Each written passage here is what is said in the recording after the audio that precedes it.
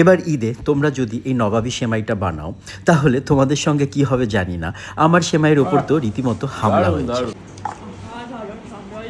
বাটি করে তুলে নিচ্ছিস? ভালো হয়েছে, আমি খাওয়ার পর আবার খাবো।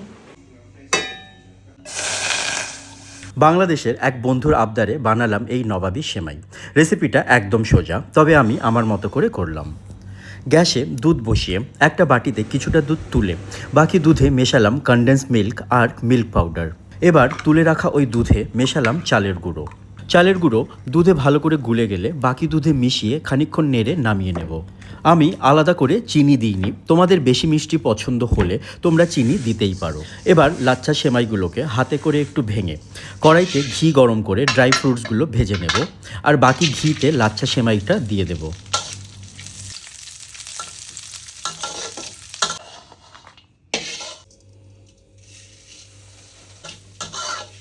লাচ্ছা সেমাইগুলো হালকা ভাজা হয়ে গেলে তারপরে দিলাম খানিকটা চিনি আর গুঁড়ো দুধ। চিনি, গুঁড়ো দুধ আর লাচ্ছা সেমাই সব ভালো করে মিশে গেলে এবার একটা পাত্র নিয়ে প্রথমে লাচ্ছা সেমাইয়ের একটা লেয়ার নিয়ে নেব আর ওপর থেকে ভালো করে চেপে দেব। এটা না একটু গরম থাকতে থাকতে করলে ব্যাপারটা জমবে ভালো। তারপরে দেব ঘন করে রাখা দুধের একটা লেয়ার। ফ্রিজে মথুরা থেকে আনা কয়েকটা পেঁড়া পড়েছিল, সেগুলোকে ভেঙে দুধের লেয়ারের ওপর দিয়ে দিলাম। তোমরা চাইলে খোয়া ক্ষীরও দিতে পারো। তারপরে দিলাম ভেজে রাখা ড্রাই ফ্রুট। এই নবাবী সেমাইটা আমি দেখেছিলাম একটা লেয়ারই করে, কিন্তু আমি এখানে দুটো লেয়ার করলাম। তাই একটু ভয় হচ্ছিল তোলার সময় ভেঙে যাবে না তো। তাই আমি পরের বার দুধের ক্ষীরটা একটু গরম করে দিলাম, যেন পুরো ব্যাপারটা একে অপরের সঙ্গে লেগে থাকে। ফাইনাল লেয়ারটা শেষ করে ওপর থেকে ভাঙা পেঁড়া আর ড্রাই ফ্রুটস দিয়ে ফ্রিজে রেখে দিলাম সারা রাত ঠান্ডা হওয়ার জন্য। সকালে ফ্রিজ থেকে বের করে দেখি সব কিছু সুন্দরভাবে সেট হয়ে গেছে।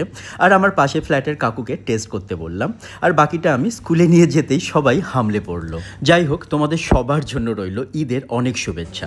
আর রেসিপিটি অবশ্যই ট্রাই করে আমাকে জানিও তোমাদের কেমন লাগলো। দারুণ দারুণ। মধু, তুই বাটি করে তুলে নিচ্ছিস? ভালো হয়েছে, আমি খাওয়ার পর আবার খাবো। ডাবা খাবো না, ছোট ছোট করে খাবো। তোমার যা ইচ্ছে খাও।